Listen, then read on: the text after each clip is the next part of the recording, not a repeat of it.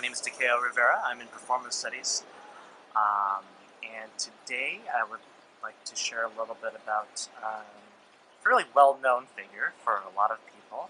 Um, she probably deserves to be even more well-known, to be honest.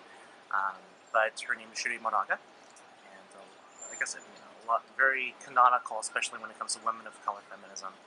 Um, and there's a lot that's already known about her because there's got plenty of autobiographical material that people have read and so on. But today I really wanted to talk about her, especially because of the fact that she had a very profound personal influence on me in my life when I was growing up as a young person in college. I had the privilege of actually working with her for several years, and she really kind of mentored me, and I owe a lot of who I am today to her. Not just her writings, but just her personality and her presence, and just the type of pedagogy that she has. So, so just a little bit about Shuri Moraga. She was born in 1952 in Southern California, and she grew up with a mixed parentage. So her father was Anglo, and her mom was Chicana. And growing up, she had a lot of difficulty sort of negotiating that kind of mestiza identity, especially in relationship to power. So, one thing that she would write about in her autobiographies, for example, was how she had a lot of she oftentimes deployed white privilege growing up.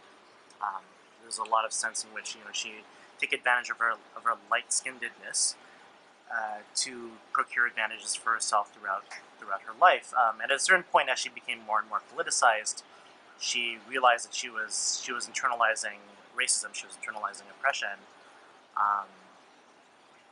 and that was really sort of concurrent with her sexual awakening. So as she really began to identify as a lesbian, she began to radicalize herself.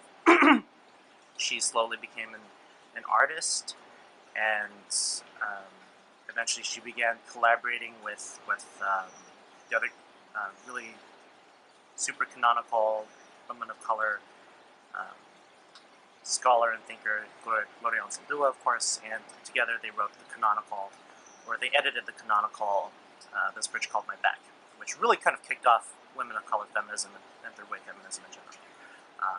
And then, of course, Shuri became a playwright, a poet, such works as Heroes and Saints, Watsonville, Mexican Medea. There are several. I mean, she's very well known for, especially in the circles who are probably learning about this. But so I'm not going to necessarily rehearse the things that are well known about her, but I wanted to sort of get into how I know her personally.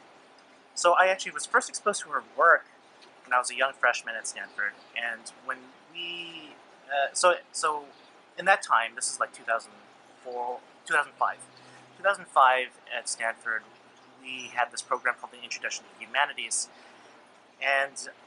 or IHUM for short. And IHUM basically consisted of sort of an introductory humanities course of our choice. So I happened to choose the one that covered like Chicana movements, and it was called Roots and Routes, and it covered the Chicana movement, it covered indigenous epistemologies and so on. And it was a really, really life-changing course in a lot of ways, but it was especially because of Shuri Moraga. So we were assigned passages from The Last Generation, which is her collection of prose and poetry. And in this piece, she really gets a lot into a very political positions. She articulates a lot of really key ideas, such as Quiraslan, and this was really a crucial chapter for me when I was growing up. Which is funny because I'm not Chicano. I'm not even Latino. I mean, my last name is Rivera because I'm half Filipino actually.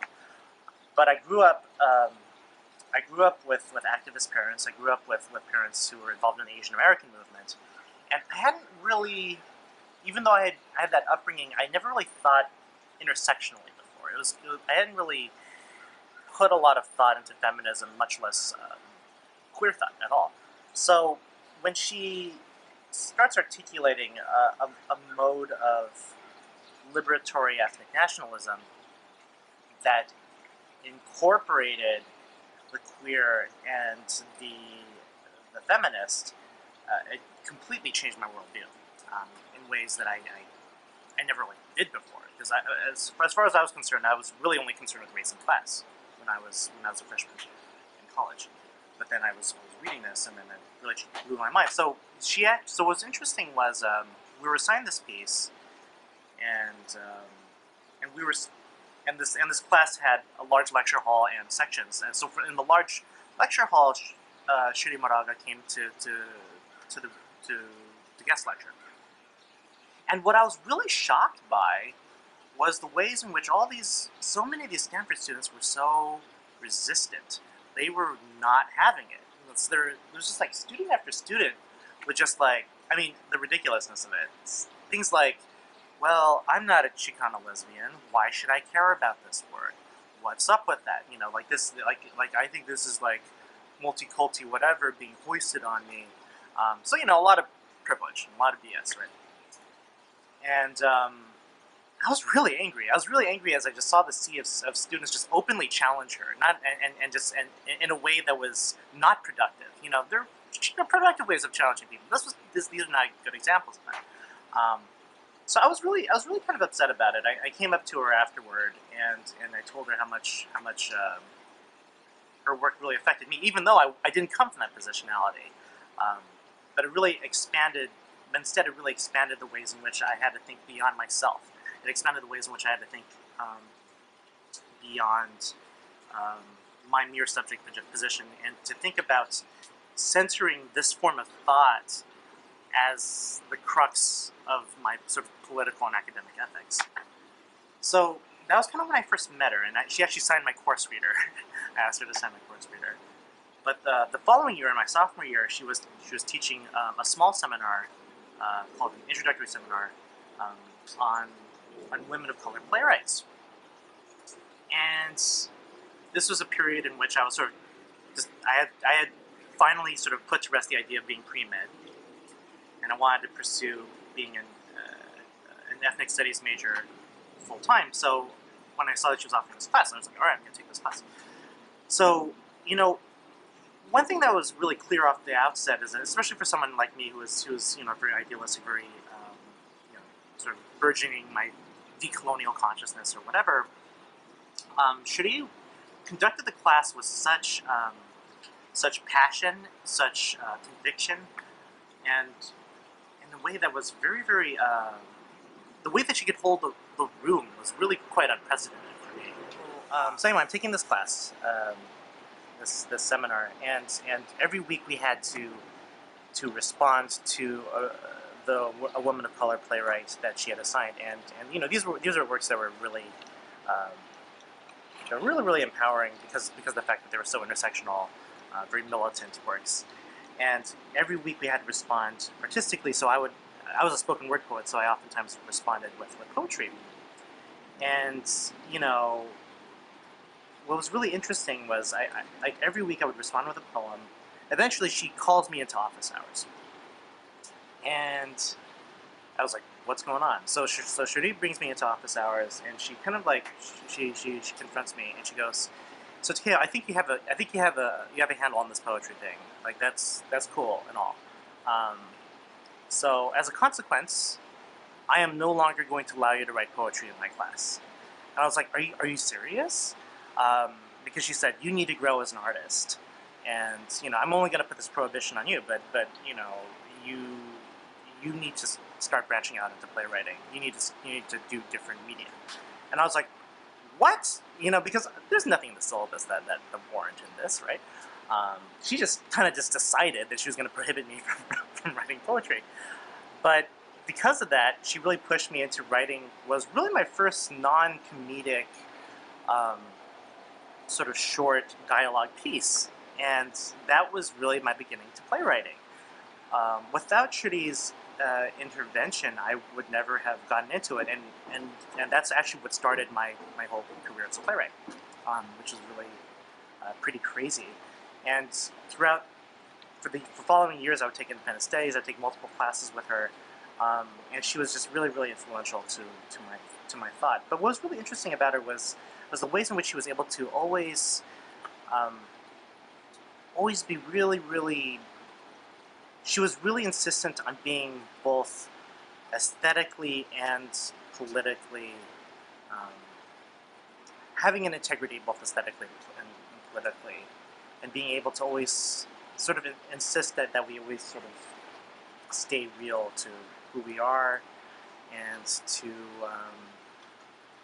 our work. And to this day, we keep in touch occasionally. But like I said, I really consider her one of the biggest influences in my life. So I'm going to try to read a small passage here. This is from the last section of The Last Generation, entitled Codex Shuri el Momento Histórico. And this is like the last section. The Chicano Codex is a portrait of our daily lives. Images of Spam next to a stack of store-bought tortillas, chavalitos working in the family panaderia, or a codex of loteria and boxing matches. We pick nopales, graduate from college, are elected county supervisor. We low ride in East Los, bumper to bumper in mini trucks. We light candles at La Placita. For whom do we pray? In the circle of this oración, we form a contemporary urban Chicano glyph. A small group of joteria, two spirited people, standing in the shadow de los Pechos de la India in San Francisco. Two lush green mounds of female protection, a radio tower piercing her breast. We sprinkle his ashes in the comadre's yard, an urban jardin of coffee pan pots and desert succulents. It's a wonder how the Mexican dessert survives here under the ever-damp syrup of bay fog. We fill the mouth of each can with the white dust of his bones, una cucharita at a time. Seabirds pass overhead. One woman announces, "Miren, there goes our brother. See how without flesh he is free to fly. There is a small dog bearing witness. Y todavía we remember ceremony." Our codices are a record of remembering. At times, we can only sense those memories intuitively like an internal feather, always present, always hidden, yet glowing iridescent until under a Tejano full sun.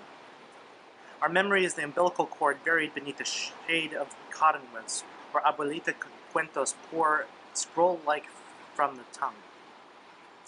It is the knowledge of aloe vera for sunburn, nopalitos for lonche, yerba buena for just about anything. Today, before writing, I burned the sage Juan brought back from the hills outside Tijuana. I planted the geraniums that Carmen gave me from her garden. I light a vela before La Virgen.